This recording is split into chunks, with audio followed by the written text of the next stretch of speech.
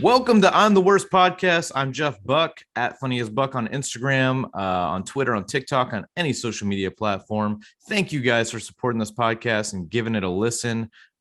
Please subscribe, review this podcast wherever you stream it, all that stuff. It's always a huge help. We appreciate that. If you're not aware, this is the podcast where comedians share what they're the absolute worst at. We explore some of their biggest failures in life, and we find ways to laugh at it. Joining me today for this discussion is a comedian, a podcaster, show producer, an all-around solid guy, all those things. I've been lucky enough to share stage with him a couple of times. Lucky to call him my guest today, Kyle Ayers, everybody. Yeah, everyone calm down. Yeah. Pretend audience. Kyle, how are you, man? How's it going? I'm doing all right. Thanks for having me. You all right yourself? I'm doing great, dude. Having a blast today in studio Mikasa of sunny California. It's real nice, you know. I went to the pet store. That felt good. It's always weird. Like, it's the first. I don't remember the last time I waited for a store to open, but I got there like 2 minutes early. And I'm like door busting to get cat food. I love those. Yeah. How many cats do you have? Just one? Got one cat, one dog. So went and did a little food and litter. My cat is going through chemo. She has lymphoma. Oh no. It looked very bad. So we thought we were saying goodbye to her at one point, like in the immediate. And then she sort of made like a miraculous recovery, I guess. But anyway, so she goes through a lot of litter because after chemo, everything's very radioactive. Yeah. So I'm in there. She has to use this one kind of litter, and I'm like, it looks like I'm doing like the saddest supermarket sweep run of all time. I'm like, okay, 40 of this cat food and 3 giant things of litter. Yeah, the guy who checks you out just thinks you have like 80 cats. It really does make me look like it's like an old cat guy. Yeah. But I'm like, no, it's just all for one expensive cat. Oh, poor cat. What kind of litters is it? The crystal kind? It's like a lightweight Glade litter. Okay. But we have to completely turn over the litter box every day for like 5 days after. Or else she'll just pee somewhere else, or the pee is but we have a dog, so the pee is potentially radioactive to him or us. Holy moly, that's wild. Pretty crazy. Yeah, because the chemo, same I with, didn't like, think saliva, about that. and we can't really like hug her for 2 days afterwards. It's very sad. It's kind of like a superhero cat. It really is in a way, you know. It is very her superpower is draining bank accounts and being radioactive for 2 days. Oh, poor kitty. What's her name? Mabel. Well, and then this is Mojo. He hears me talking, so he's walking by. Nice. Hopefully Mabel hopefully she recovers quickly. Yeah, we're optimistic for her having a little more time than we thought, which is good. That's good. That's great to hear. Well, before we get into this, please let everyone know anything you want to plug, where to find you, any projects you're working on, any of that. I like to plug that stuff up top. Sure. I have a podcast called Never Seen It, where comedians rewrite movies they've never seen. And it's just a big joke. We read these dumb scripts based on whatever they think. That is on Starburns Audio, or you can just Never Seen It, or just find me Kyle Ayers on most things. I'm Kyle Comedy on TikTok. It's recently started to blow up a little bit. Yeah, I've been seeing. Are you doing the stupid movie jokes? I'm a fan of those, and you kind of, it's in relation to the podcast in a way. That's the goal, is to eventually have that find like the film comedy audience by doing stupid jokes. Yeah. About movies, and then I think that like pretentious film. I don't know what you describe it as, like analysis is like such a amateur film analysis on the internet is very pretentious, and they'll be like, the Batman is peak cinema, and you're like, what are you talking? Like, yeah, it's good, but you can't say peak cinema with a serious face. Like, I've met Leonard Maltin has done my podcast, and he talked about how good Sharknado was. Yeah. And he's like the only person I think who legally is allowed to say peak cinema. Right. That's awesome. No, I love that. I love that integration of the, I guess that's marketing in a way. Yeah, you're good at that. You're great at that. If you don't mind me bragging about you for a second. Because before the Never Seen It podcast, you did some other stuff. You had the boast rattle. Yes, kind of a compliment contest. Yeah, a twist on the roast battle. Instead of roasting people, you complimented people. That was a cool show concept you did. And then the one before that, what was the one of that? It was like, I think that's when I first had met First you. Comes Love was before that. Yeah, That you did was it down in New Orleans a long time ago. I remember you yeah, took it on the road. that was real fun. That was I got adult film scripts from Craigslist writers who didn't know what they were submitting for, and then I would have comedians act out those like solicited porn scripts. It was Hilarious. very, very funny. Feels weirder today than it did 7 years ago. But it was super fun. And, just comedians acting out ridiculous amateur written porn scripts. Yeah, I always thought that was funny. But yeah, I like what you're doing. I like the TikTok to circle back to that. The ones you're doing now is the I saw the movie buff one, which I laughed so Yeah, hard it's at. basically I have people guess what movie a scene is from, and then the scene is always the titular line Yeah, from the the movie. titular line. So it's just like, guess what scene this is from, and then it's Craig Robinson saying "hot tub time machine" or something like that. It's like you're never gonna guess it. You'll never get it. The amount of people though who like still have to be like, I could have got it even if you didn't do that. It's like, yeah, we all know what the Matrix looks like. Yeah. Like, I could have guessed this was the Matrix just based on Keanu Reeves fighting Agent Smith. It's like, yeah, we all know. It's the most famous movie. Like, so it's just people refuse to be a part of. They like hate that it's a joke, or they refuse to be. Because I'm doing another one where it's like I'll post a movie scene that doesn't hold up over time. I love and that. It'll be like Kevin Spacey but then I dub over and he's talking about how 9/11 will never happen or like something insane. And then people be like, this also doesn't hold up because Kevin Spacey's not a good dude. Yeah, it's like that's the joke. You're missing the joke here. Like, oh, really? Wow, I should look into that. I thought it was just my voice saying there will never be a terrorist attack on September 11th. I love those. Yeah. But it's the TikTok's weird for that for me. But it does feel like the only place where you're getting a lot of new people. Yeah, I haven't found a way to capitalize on it yet, because my theory with those is like once you go viral, you need to keep doing that same thing you did when you went really viral. Like I had one get the Matrix one got like 3.5 million views. Yeah. And then I posted like a clip of me chasing my dog in the yard that got like 108. Yeah. I'm like, how? We don't want that. We want the thing you did before. To do the same thing. Yeah, the same thing over. So that's why I'm just like, my stand-up clips would do okay. Yeah. But nothing like, so I'm just like, I guess I just have to mine this world. And that's the grind.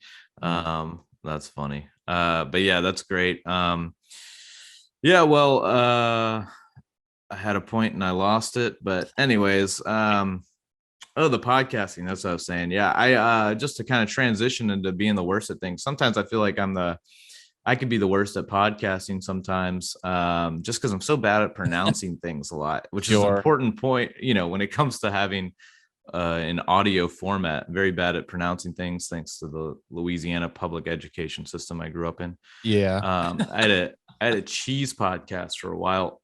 I think it's still up. There's like 40 episodes I did where I dived into the origins of certain cheeses, and I had comedians on each one. And there's a big cheese guy who called me out. He's like big in the cheese world, called me out for mispronouncing some German word that I don't even remember what it was, but I'm sure I butchered the hell out of it. And he's like, as a cheesemonger, it's your duty to educate people properly, and you're out here making a joke about it and whatever. I don't know, some guy named Nick. I think the scariest part of the internet is how every single thing has a culture just as deep as what you love. Like comedy is this thing that it has this very nuanced, deep culture, but cheese also has that. And that's so weird to me. It's so crazy deep. And, I'm a big, I've been working, for those that don't know me personally, I work within the cheese career, if you'll call it that. I'm a cheesemonger. And so, I'm a fan of cheese, and there's some people that, it's their livelihoods as well. And they find those people within comedy a lot who aren't comedians but take it more seriously than you ever could. Yeah. And you just like mention something that something happened on Never Seen It one time, and someone made a joke, and then we get a comment from someone that was like, well, on a podcast that so and so did like 11 years ago, they kind of made a similar reference, so watch out about that. And it's like, okay, I mean, no one's okay. Oh, look out. I'm sorry I treaded in the same territory that someone did 2 seconds 9 years ago. Yeah. I'm sure it was an easy hack joke anyways. Yeah. The people I'll probably, they'll be like, this podcast isn't original. People are bad at things all the time on other podcasts. It's just like, yeah, what is original? You, Jeff. You know what I mean? No one else is Jeff doing this. Yeah. But yeah, I'm bad at pronouncing stuff. There's things like like the Worcestershire or whatever the hell it's called, Oh, Worcestershire. That's a I that's a think I've hard called it one. Worcester before, like it was the Worcester, city of New yeah. York, like while ordering it or Uh, asking for it. or How like do rural. I don't know if it's rural or rural. Yeah. You know. So you get a lot of like when R's are running into other letters, I it's really think so. fun. Yeah, it's that southern drawl I have where it's Yeah. just like you know, like Right. I'm slurring whiskey in my mouth as I For talk. sure. It's hard to say R with the marbles in your mouth like Yeah, that. yeah. What's that thing? I'm curious how you pronounce it. It's the thing you color with. Crayon? Crayon. Okay. Some people say, Crayon? yeah. Some people say crayon. This one I got into a conversation with my girlfriend about because once someone says, how do you say crayon? Then you say it like they just said it to you. Yeah, yeah. Crayon. That's why I had to. You do the lead in. Yeah, and I do the lead in. You know what I can never say right? I say helicopter. Helicopter. That's a cool way to say And people helicopter. are always like helicopter, and I'm like, yeah, helicopter. Helicopter. And they're just like, well, you're saying it different. I'm like, well, but neither of us are going to be on one. Yeah, yeah. I went to school with this kid who was possibly special needs. I'm not really sure. But he used to say he said he would say helicopter instead of cool. He would say like, yeah, he thought he was like, that's helicopter. And we're like, what?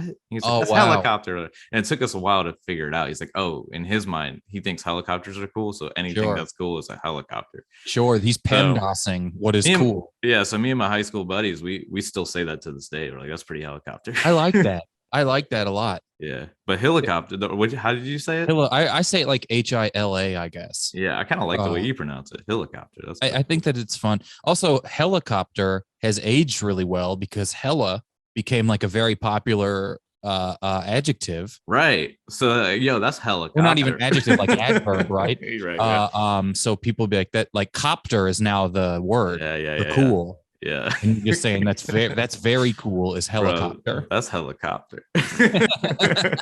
I do like it. I like it. All right, cool. Well, that's I mean helicopter.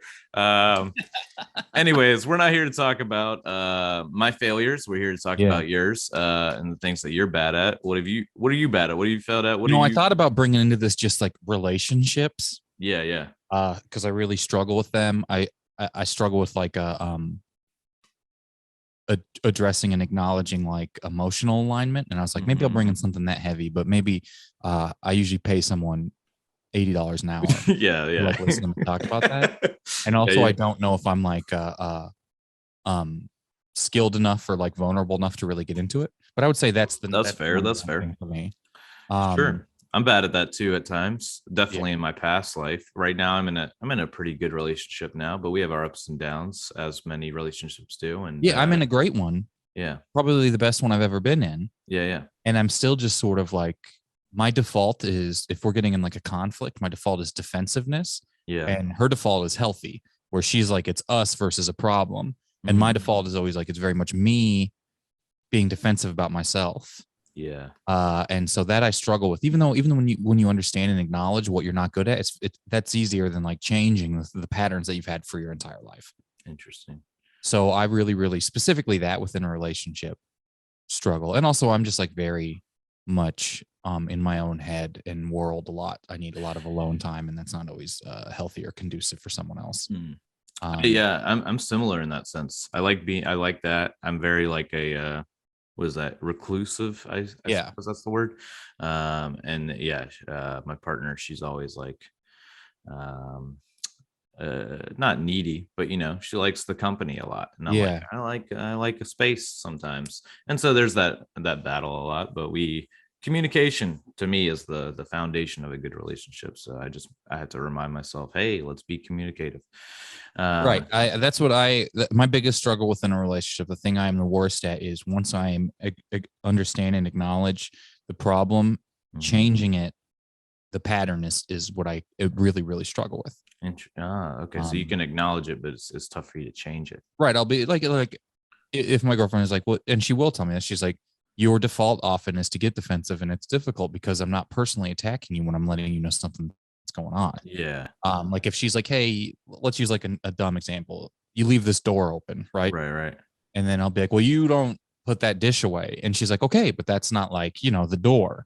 Yeah. Is what we came into it with. I get very defensive. Yeah. quickly about that. But what I brought, but that was all right conversation. Sorry, yeah, no, I didn't mean to. No, bring you down that rabbit hole. No, it's okay. I just am really bad about that, talking about that sort of stuff, and sometimes I get too far. I don't remember what I'm wanting to say, and then I get nervous. I'm not saying it right, and then it's sort of like. But the thing I was saying, what I was bringing is, I am really bad at short-term memory. Yeah, I remember you brought this up last time you did my show. Oh yeah, there we go. I forgot we talked about it. Right. No, I mean, it was a very brief. But yeah. Is that a new thing because of you've had surgery recently? I'd never been great at it before, but since then, now it's like a detrimentally bad. Like, why did I walk in a room? Yeah, for people listening, I had like a brain surgery almost a year exactly, last like May 17th. Okay. And since then, since the recovery from it, I've really had a tough time remembering things in small, like I can always remember what's going on. Who am I? Nothing like that. And it's not like a memento level of forgetting, right? But a set, right? Like a comedy set, this 10-minute thing I'm doing. I can't never remember like the 4 jokes I want to tell. I can't remember what's coming next. If I'm cooking, I can't remember like a recipe. I can't remember why I got this stuff out.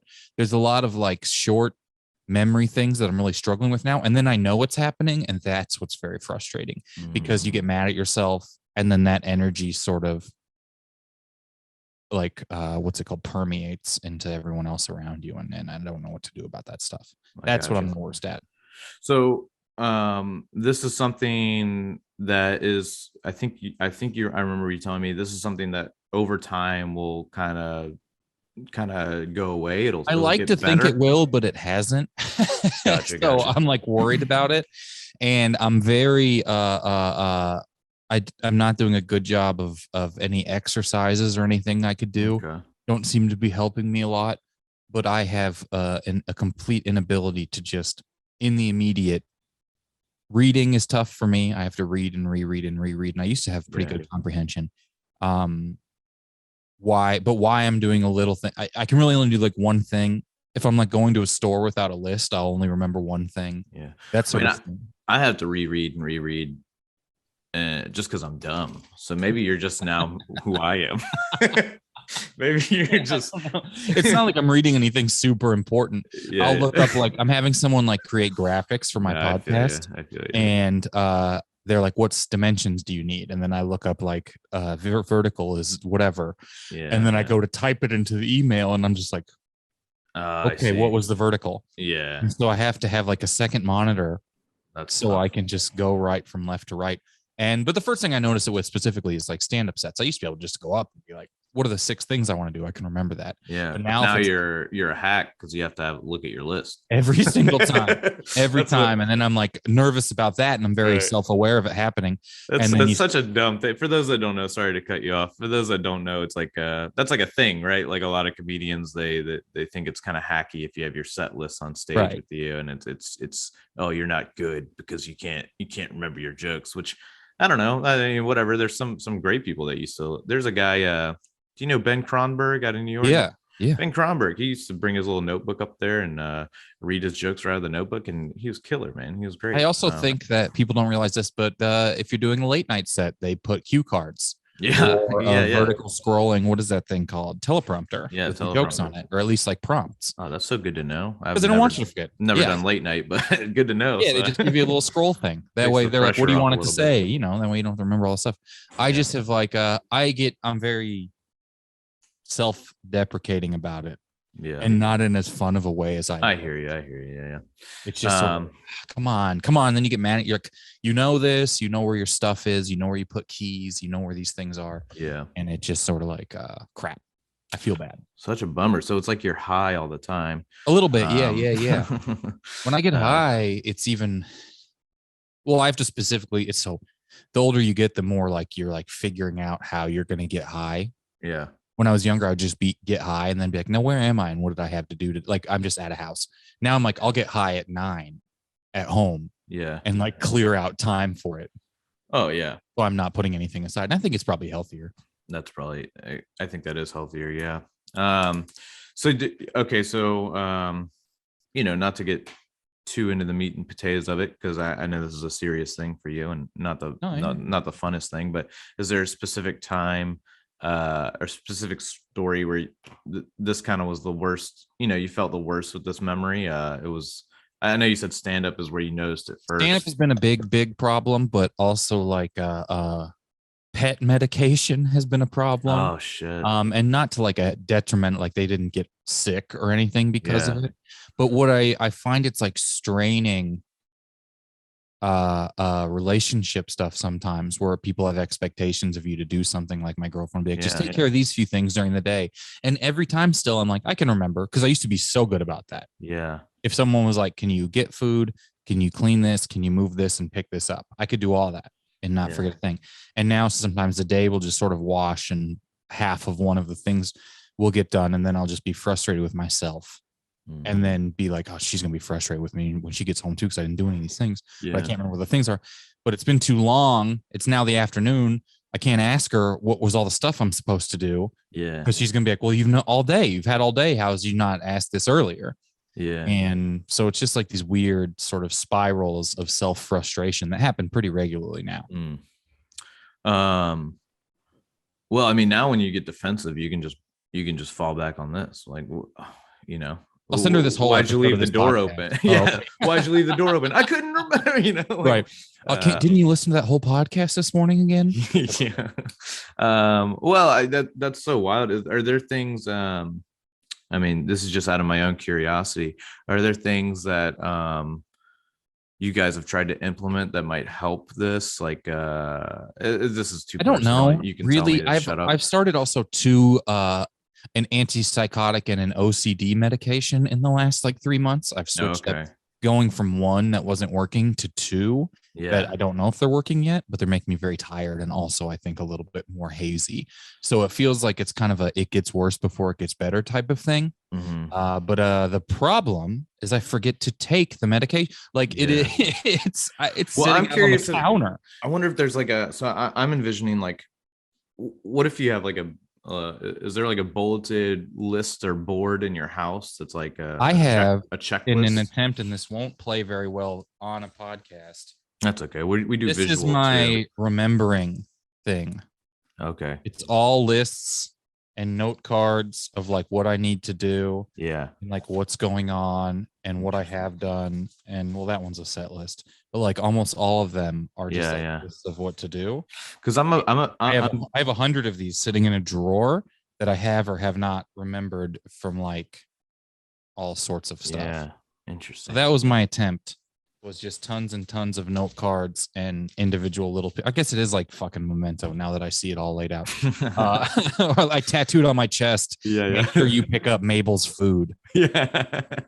Well, I mean, I'm big on it. I have a big like in my house a wall that's like just a whiteboard wall, and I put like my to-do list of things that day on that wall every day, and I just because I'm such just like a spacey person in general that I just go about my day and I'm like, oh, and I look at the wall, I'm like, oh yeah, I need to fucking feed the cats, I haven't done that yet, or something like that. And it helps me kind of stay on track throughout my day, especially on my off days when I'm just like, I don't have to do anything, and then I'm like, oh no, I have responsibilities. Right. I've always struggled for what is my method of that, like what I can do the best with it, because I've tried whiteboards, but then I won't use them so long that the marker stays. Or I've tried like a chalkboard thing, the note cards, lists on my phone. I guess I've just never been able to implement something consistently enough that I know to look at that. I sort of forget what my method is a lot. Interesting. For what to do. Like with my medication, I set it here. I set it there to try and remember it. I keep it next to water in the mornings, and still it'll be like 10 o'clock and I'll be like, shit. I gotta go take it. I'm supposed to take one before I go to bed, and I'll usually be laid down about to go to sleep and remember, and then hop up and go take it. But even like phone alarms or anything like that. Yeah. The phone stuff never works for me for things. That list on my phone, forget about it. I never look at it, because you open your phone, you go to fucking Instagram or something else. Right. You don't go to your list of things. Right. You don't pull up the to-do app, which I'm sure is wonderful. So here's what we need to do. We need to get all your friends to just post on Instagram the stuff you need to do for the day. Every day. Every day, if one of the 3 people that shows up in my feed now, Instagram is even gone. When's the last time you saw a picture on Instagram? Right. All I see now is a comedian doing 40 seconds of crowd work. Yeah, exactly. Yeah. That's what we need to do. We need to get Andrew Scholes to do crowd work about you taking medication? Flipping Mabel's litter over. Right.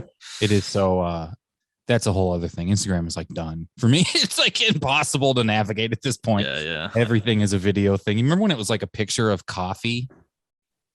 Yeah. It was like the time you ate a salad that week. Yeah, it was just food for the longest time. Yeah, it was just food, but it was so filtered that now when you look at it, it makes you feel like if a meme has been downloaded 800 times, how pixelated it gets. Yeah, no one filters anymore. Because our phones cameras are good, I think. Yeah, that's got to be what it is. But they were so bad at the time. Yeah, we were doing pictures on Blackberries. And we're like, we got to dress this up a little bit. I was using my Game Boy printer camera to take a picture. Yeah, that's hilarious. Well, hey, I'll say that. I mean, as unfortunate as your memory loss is, you're still you're still funny, and you have all the, it's kind of cool to know that that's something that's like ingrained in you, and like being funny isn't related to like a memory thing. It's just a personality thing. Yeah, I find that, I don't know. I have sometimes I will feel less quick in a moment, and then I'm like, come on. You have a thing or like something like that. Yeah, and then you feel a little bit worse about it, but I don't know. I mean, hey, right now, right here, it seems like you're doing some fun bits on the fly. So, hey, thanks. Well,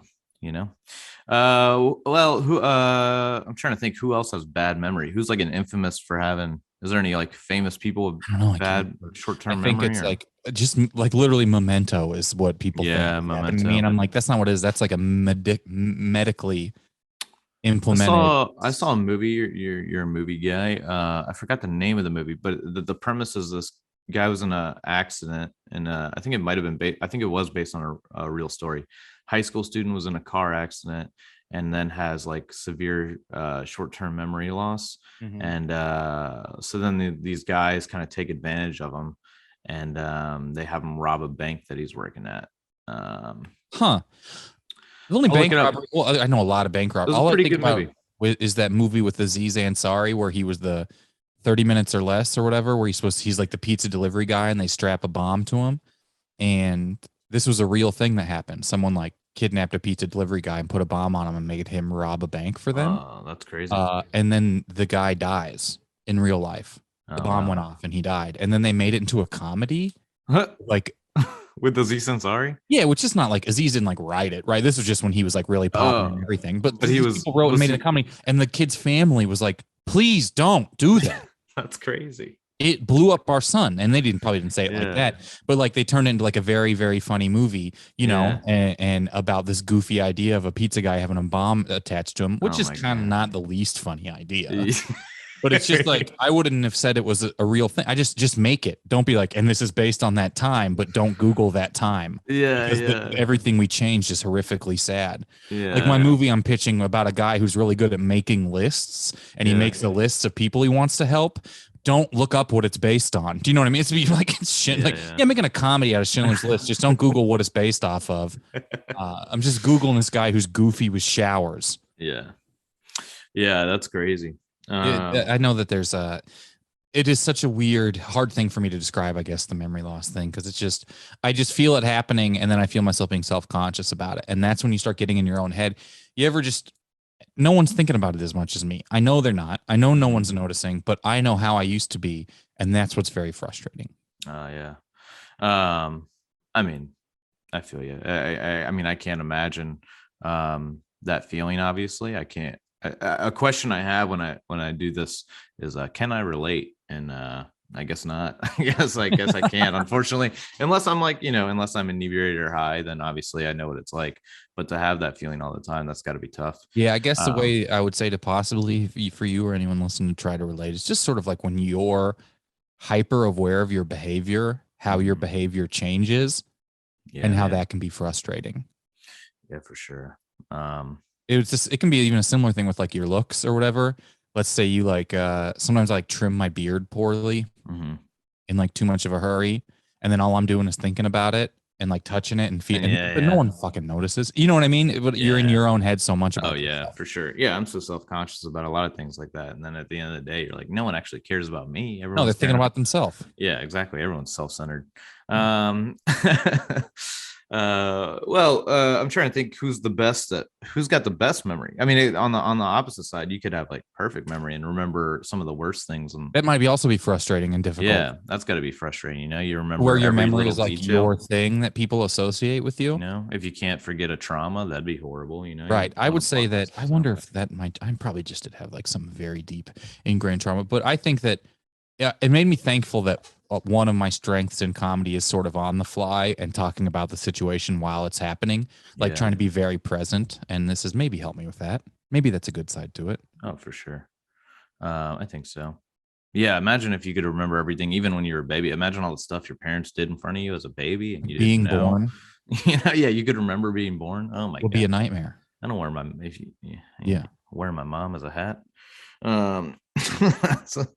That's gross. Anyhow, all right. Well, hey, you know what? You might think you're the worst at having short-term memory, Kyle, but you're the best at being a podcast guest. Hey, thanks. That, so. That's nice.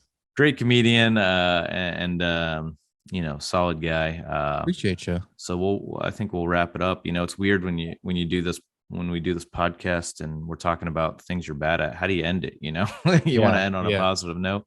But yeah, thanks for coming on the podcast. Real quick though, before we get out of here, a little way to, end on a fun note is I like to play a quick game at the end of this called Who's the Worst? So I'll ask you this. Who do you think the worst Spider-Man is? Toby, Andrew, or Tom? Oh boy. I think Andrew didn't get a fair shot. His movies are just such a mess. Yeah. But he seems to care the most. Right? He does. So I don't know. It's tough because I think they all do a pretty good job at different sorts of things. The worst Spider-Man, I'll say is that the pig in the Spider-Verse. All right, the Spider Pig. All right, fair enough. Yeah. Oh, I didn't think about that one. All right, that might be the best movie, so I don't know. Oh, yeah. Spider Pig, I'm about to nerd out here. Spider-Man comics. He's been around in the comics for a while, the Spider Pig. Spider Ham, I think, is his actual name. Anyways, whatever. All right, well, that's all for this week's episode of I'm the Worst. Thank you guys for tuning in. Make sure you guys follow Kyle. Definitely check out the Never Seen It podcast. Yeah, you're bringing it back, you said, right? Or you're doing a live show. If you're in Los Angeles, it's May 29th at Dynasty Typewriter. All right. It's the day before Memorial Day, so you can go out on a Sunday. I'll be out of town myself personally, but I'll be there in spirit. I'll be there in spirit, and I'll definitely encourage friends and whatnot to go check it out. I wish you nothing but the best success. I hope Mabel does well, and I hope you continue to do well, and I'll see you soon in person, hopefully, Kyle. Yeah. All right. Thank you guys. Have a good night, good week, or whatever you want to call it.